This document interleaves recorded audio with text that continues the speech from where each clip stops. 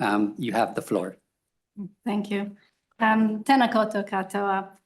Thank you for the opportunity to speak to the committee today. As said, my name is Professor Gail Pacheco. I'm the Equal Employment Opportunities Commissioner and the current Acting Chief Commissioner at the New Zealand Human Rights Commission, Te Kāhui, Tika, Tangata. With me, I've got Brittany Peck, Senior Legal Advisor at the Commission. The Commission is New Zealand's national human rights institution. It has a mandate under the Human Rights Act to promote respect for human rights and the human rights dimensions of Te Tiriti o Waitangi.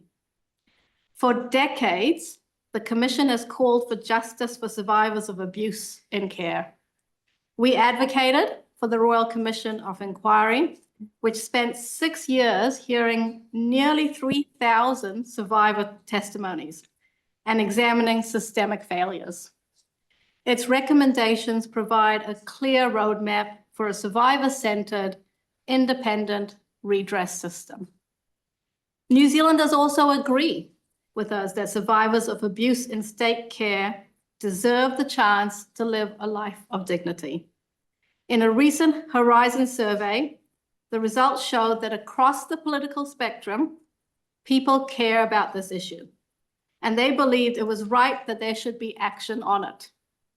More specifically, 87% agreed that justice must be done in response to the harm caused by abuse in care, and 89% believe it's important to listen to and learn from survivors. Abuse in state care did not happen by accident. It occurred within systems established and overseen by the government, systems that were meant to nurture and protect people. Instead, hundreds of thousands experienced severe and widespread neglect, abuse, and even torture. Survivors and the public expect the government to take responsibility for addressing the wrongs that were done to them in care. And this bill is an opportunity to do that. But as drafted, the bill falls far short. It does not reflect the Royal Commission's recommendations to ensure adequate pathways for redress to survivors. Instead, it introduces new arbitrary barriers to redress. Our position, therefore, is that the Commission cannot support this bill. And we have 3 key concerns, which I'll outline shortly. 1, the presumption against financial redress for survivors with certain criminal convictions. 2, the lack of genuine consultation with survivors and tangata whenua. And 3, the failure to create an independent, survivor-centered system. Speaking to the first of these concerns, the Royal Commission recommended full redress for all survivors, regardless of criminal history, because the abuse and its consequences were systemic. This also aligns with international human rights standards that the government has committed to. The right to redress is a cornerstone of international human rights law. It is enshrined in treaties that New Zealand has committed to, and this includes the International Covenant on Civil and Political Rights and the Convention Against Torture. It is also reflected in the New Zealand Bill of Rights Act and in Te Tiriti o Waitangi obligations. So redress must be available to all victims of human rights violations without discrimination. Note, redress is not about excusing offending. It is about the state taking accountability for the harm that it caused. The Royal Commission was clear. Many survivors who committed serious offences did so as a direct consequence of the harm they experienced in care. They were held accountable for these offences through the criminal justice system, and excluding them now perpetuates systemic injustice, ignores the recommendations of the Royal Commission and the Redress Design Group, and it is contrary to our human rights obligations. And this approach, as already outlined by the previous submitter, also disproportionately affects Māori and disabled survivors. Māori were overrepresented in state care and are also overrepresented in the criminal justice system. And disabled people face systemic ableism in care and continue to face barriers in addressing redress. The bill compounds these inequities. In particular, Clause 9 of the bill presumes that survivors convicted of serious violent or sexual offenses are ineligible for financial redress. Survivors can apply for an exception, but only if a redress officer decides that payment would not bring the system into disrepute. This is not survivor-centered.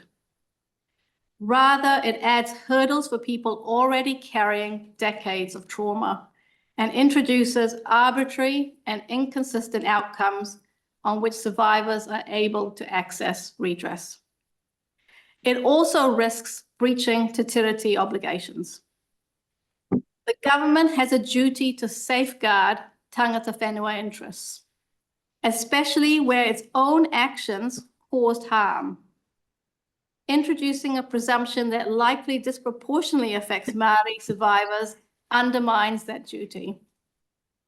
The United Nations Committee on the Elimination of Racial Discrimination has recently reviewed New Zealand and noted that the current redress framework does not provide victims with adequate and effective remedies. The committee recommended that the state develop a comprehensive plan to fully implement all of the Royal Commission's recommendations in consultation with civil society and affected communities. And this bill is contrary to that recommendation. That brings me to my second point regarding consultation. The Royal Commission recommended that survivors be closely consulted and actively involved in designing the redress system. It also recommended partnership with tangata whenua, and neither of these has happened. Survivors were not consulted on this bill, and tangata whenua were not engaged as treaty partners. This is a missed opportunity to build trust and legitimacy. On to our last key concern, which is an overarching one. Survivors have consistently said they want a process that restores dignity, acknowledges harm, and provides healing. They want independence from the agencies that cause the abuse. And they all want and deserve full redress. They want the government to take responsibility and not create more barriers. They want an independent, survivor-centered system, which this bill does not provide for. So we therefore urge the committee to recommend 3 changes. 1, remove the presumption against financial redress for survivors with certain criminal convictions. 2, engage in genuine consultation with survivors to design a trauma-informed, culturally responsive redress scheme. And 3, engage in a genuine partnership with tangata whenua consistent with our obligations under Te Tiriti. And finally, in closing, I'd really like to emphasize that no matter who we are, we all deserve a life of dignity. People who experience abuse in care were denied the opportunity for a decent life. Instead, they experience violence, isolation, and systemic failure. And that harm was the direct result of government decisions and actions. Many survivors still carry that trauma and that harm decades later. And the government now has the opportunity to do the right thing, to implement a redress system that honors survivors, aligns with the Royal Commission's recommendations, and upholds human rights and the human rights dimensions of Te Tiriti o Waitangi. We urge you to take that opportunity, and we're happy to answer any questions if there are any. Professor, thank you, Professor Gale. Questions from the members?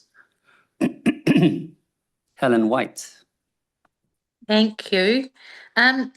My question is really simple, Gail. Do you think that in this current drafting, New Zealanders are sent a message that the government is truly responsible, is taking responsibility for the harm caused under its watch? I mean, I think that's an easy question and an easy answer, Helen. No, as we said in the submission, it is not taking responsibility in the current draft for particular survivors. So my next question, which is a follow-up to that, is that mixed message. Do you think it will change the way that people see the rights of people? You're constantly dealing with the currency of rights. Do you think it confuses people who have this as a signal to them? Kia ora, Helen. I probably wouldn't categorize rights as a currency because they can't be exchanged. You know, they're fundamental and universal, and everybody carries them. And I think that's at the heart of why this bill is wrong, because those rights have been breached, and then the state is saying for some people we're not going to take accountability for those breaches. So it does, you know, that's what we're trying to emphasise to the committee today, is that there's all of this really useful international guidance telling us how important redress is for us to meet our human rights obligations, and this bill is inconsistent with that. And as we said, it then loses trust in the system as well. Thank you so much. That's all the time we have. Thank you. Thank you so much, Thank you. Professor.